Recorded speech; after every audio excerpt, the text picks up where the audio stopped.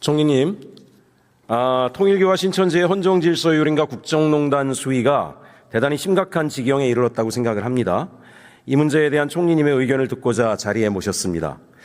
총리께서도 얼마 전에 SNS에 사입이 이단은 척결해야 할 사회악이라고 밝히신 바 있습니다. 그렇지 않습니까? 네, 종교로서가 아니라 종교를 사칭하거나 또는 어떻든지 간에 본질적으로 정교 유착 또는 정치에 대한 매수나 뇌물 행위 그리고 정치에 대한 불법 개입 이런 것을 하는 것은 민주사회 차원에서 근본적으로 척결해야 된다고 생각합니다. 예, 맞습니다. 지금 통일교와 신천지 문제를 심각하게 보는 이유는 김건희, 권성동 등 일부 권력층에게 뇌물을 주고 청탁을 했다는 개인적 비위의 선을 넘어섰다고 생각하기 때문 아닙니까? 이들의 정치 권력에 대한 조직적인 개입, 대한민국 헌법 질서 자체를 유린하고 이를 통해서 막대한 사익까지 추구하려고 했습니다. 보도에 보니까 국민의힘에는 통일교, 신천지 등에서 최소 15만 명 이상이 조직적으로 가입을 했고 지난 대선과 당내 경선은 물론이고 최근에는 검찰에 대한 청탁, 심지어 한국보훈복지의료공단 등 공공기관 운영에까지 관여한 정황도 드러나고 있습니다. 총리께서도 이런 사실을 알고 계시죠? 제가 직접 확인하거나 현재까지 어떤 객관적 조사를 통해서 확인된 바는 없기 때문에 저도 이러저러한 보도가 나온 것을 접한 정도 수준입니다만은 어떤 불법의 어떤 접근할 수 있는 여지가 있다면 그걸 가지고 철저하게 조사나 수사를 통해서 정당이 어디이냐를 떠나서 근절되어야 될 문제라고 생각합니다. 예, 이런 상황이 수사와 언론을 통해서 좀 구체적으로 알려지고 사법적인 조치까지 진행되고 있음에도 국민의힘은 지금 이 중대한 문제를 좀 외면하고 있습니다. 국민 앞에 사죄나 반성도 안 하고 있고 사실을 제대로 공개도 안 하고 있습니다. 통일교, 신천지 관련 당원들에 대해서 제명조차 못하고 있습니다.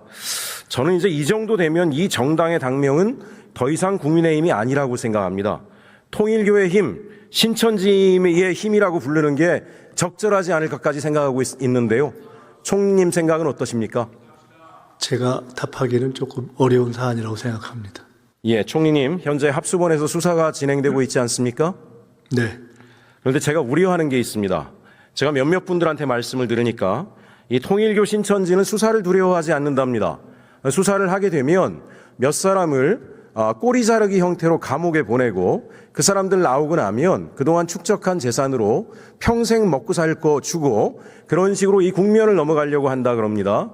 제가 볼 때 이 통일교, 신천지가 가장 두려워하는 것은 이 사람들이 정교 유착과 각종 편법으로 그동안 축제한 막대한 이 재산을 국가에 환수당하는 이런 확고한 조치를 가장 두려워한다라고 들었습니다. 저는 얼마 전에 언론을 통해서 통일교가 최근에 강남에 있는 1,600억짜리 빌딩을 급하게 매각했다라고 하는 소식도 들었는데요. 이게 아마 그런 두려움 때문에 이런 일이 벌어지고 있다라고 생각을 합니다. 그래서 저는 얼마 전에 법안까지 지금 발의를 했습니다.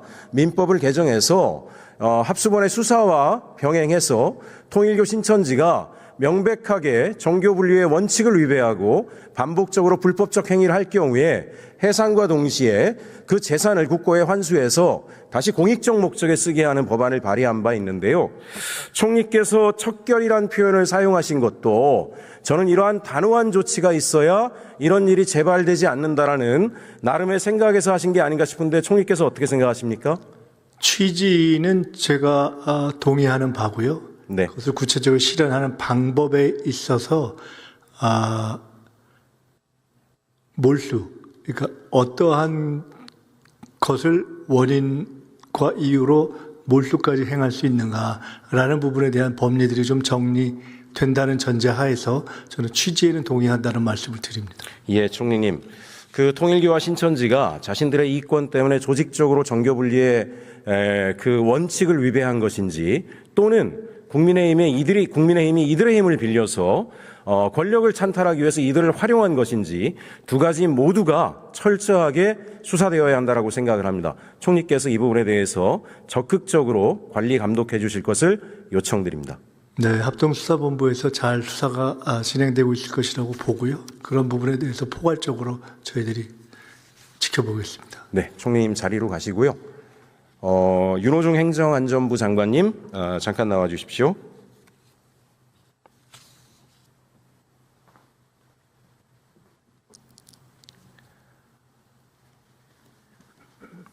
네.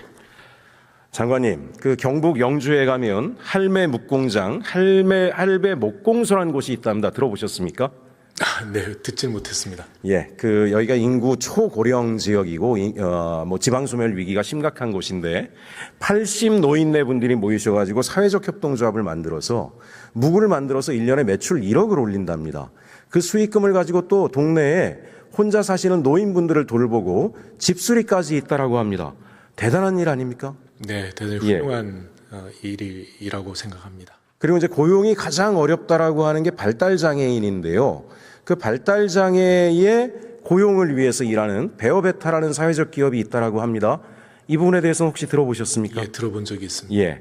제가 깜짝 놀란 게 지난 몇 년 사이에 1000명 가까운 일자리를 만들어냈고 이 발달장애인 중에 80%가 정규직이라고 합니다. 장관님, 이보다 멋진 혁신이 있습니까?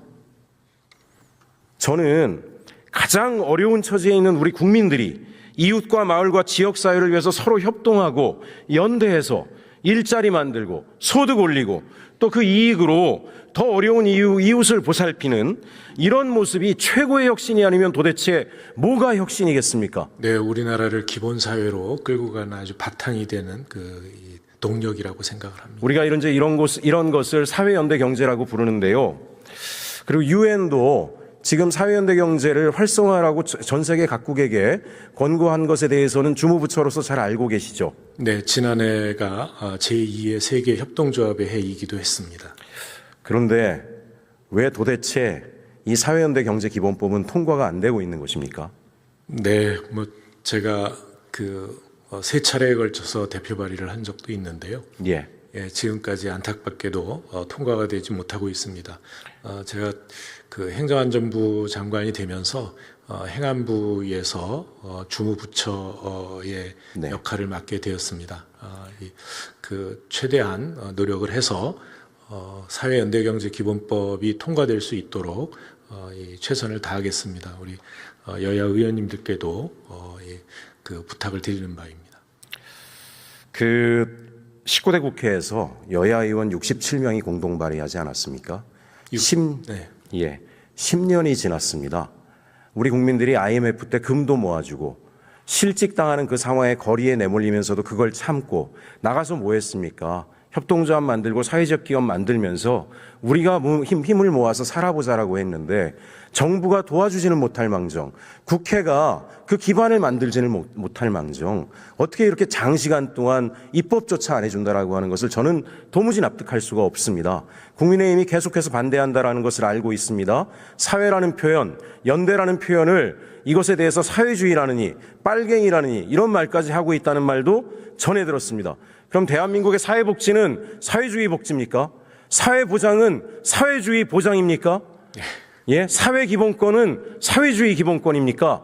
이런 말도 안 되는 논리를 가지고 계속해서 반대하는 것에 대해서 장관님 도대체 언제까지 여야 간의 협의를 통해서 법을 통과시킨다는 그런 말로 이 상황들을 면피할 수 있겠는가? 저는 이제는 장관님께서 직접 나서셔가지고요. 특히 민주당 의원, 범여권 의원들이 힘을 모아서라도 국민을 위해서 법적 토대를 만들어야 된다라고 생각하는데 장관님 어떻게 생각하십니까? 네, 최선을 다하겠습니다. 예. 기본사회도 행정안전부가 주무부처 아닙니까? 예, 그렇습니다. 국민들이 많이 불안해합니다. AI 디지털 전환이 되면 일자리가 더 없어질까봐, 불평등과 격차가 더 확대가 될까봐. 그럼 우리는 어떻게 대한민국에서 살아가지? 이분들이 군대도 갔다 와서 산업화를 일군 이분들이 노후에 내가 과연 자식도 안 돌보는 이 사회에서 누가 나를 돌볼까 걱정이 많습니다. 저는 기본사회도 국민의힘이 그다지 적극 협조할 거라고 생각하지 않습니다. 국민의힘은 제가 보면 민생 관련된 정책을 우리 국민주권 정부가 성공하길 원치 않아요. 본인들이 대안이 없고 대책이 없으니까 지금 정부가 일을 못하게 만들어서 반사 이익을 얻으려는 그런 부정의 정치만 하고 있습니다. 그걸 기다리지 마시고 강력하게 추진해서 민생을 살릴 수 있는 이 불안한 상황에서도 우리 서민들이 안심하고 살아갈 수 있는 그런 정책 환경을 꼭 만들어 주실 것을 부탁드립니다.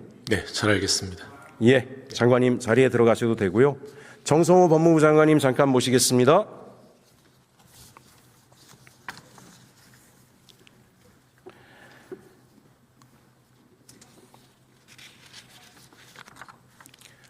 장관님, 최근에 더불어민주당 의총에서 검찰의 보안수사권은 폐지하고 보안수사 요구권 정도만 남기는 것으로 방향을 정했다라고 들었습니다. 일단 저는 법무부의 입장은 잘 모르지만 보안수사권을 폐기하는 것에 대해서 굉장히 환영하나 네네. 보안수사 요구권도 남기지 않아야 된다는 생각을 좀 가지고 있습니다. 왜냐하면 보안수사 요구권도 지금 남용되는 사례가 현재도 진행 중입니다. 국민의힘의 자치단체장과 그 주변 측근들의 비리 문제와 관련해서 경찰이 수사를 해서 기소 의견으로 올리는데도 불구하고 검찰이 계속 보안수사 요구를 하면서 시간을 끌고 제가 볼 때는 지방선거 이후까지도 결론을 안 내려고 하는 것이다 라는 생각이 듭니다. 제가 장관님 이 논의에서 우려하는 게 있습니다. 보안수사권, 보안수사 요구권, 재기수사권, 이거는 국민의 인권과 권익을 보호하기 위해 생긴 제도 아닙니까? 예, 그렇습니다. 네. 근데 이 제도가 악용돼서 이것들이 특권층과 기득권들을 위해서 악용되기 때문에 이 문제가 된 게 아닙니까? 예, 정경영 의원님, 수사가 1년에 경찰에서 검찰로 송치되는 사건만 해도 꽤 돼. 60만 건 이상, 한 80만 건 정도 되고요. 그 다음에 무혐의 처분이라든가 돼갖고 종결해갖고 송부되는 것만 해도 한 50만 건 정도 가까이 됩니다. 그 중에서 실제로 문제가 되는 것들은 권한이 남용돼갖고 문제가 되는 경우는 사실 1%도 안 됩니다.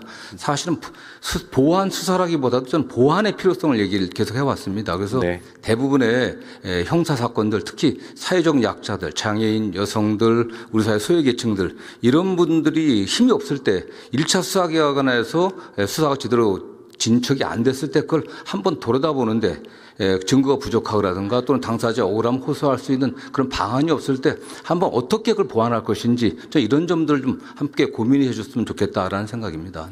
저도 장관님의 말씀에 동의하고요. 한 가지 이제 우려하는 것은 경찰을 견제하냐, 검찰을 견제하냐 이 논의가 중심이 아니고 국민의 인권과 권익을 어떻게 보호하느냐가 중심인데 그 논의를 중심으로 저는 현재 입법 발의를 차라리 그렇다라고 하면 보안수사권이나 요구권, 재수사권을 국민권익위로 주자, 국민의 권익을 보호하기 위해서 그런 안도 지금 입법 발의를 준비하고 있습니다.